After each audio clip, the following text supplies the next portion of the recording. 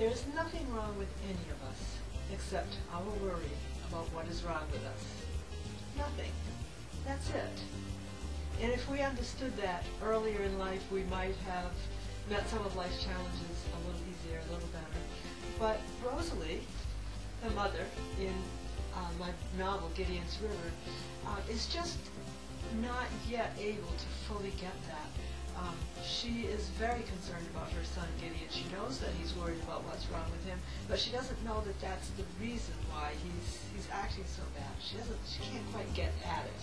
So, and she's a little overreactive too. She worries maybe a little bit too much, and puts more trouble or more of a sense of urgency in there with him than she really needs to.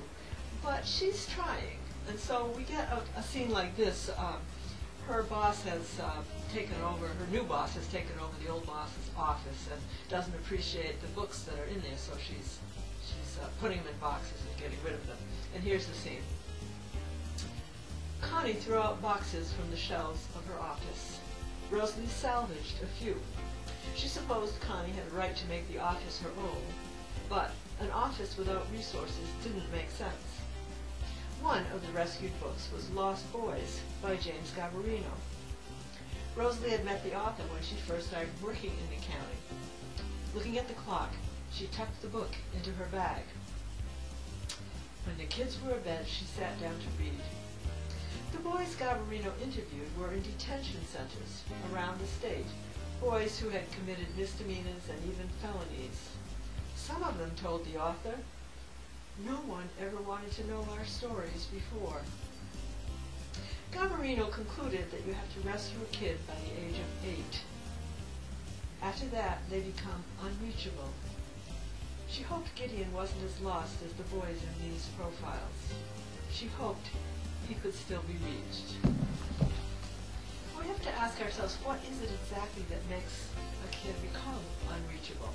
What goes on with that, and how could we know if it's too late? Personally, I think it's never too late.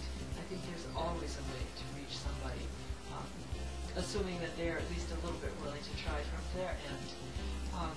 But Gideon, he doesn't trust his parents. He doesn't trust either his father or his mother, because they're divorced and they have different things to say. They have different lifestyles.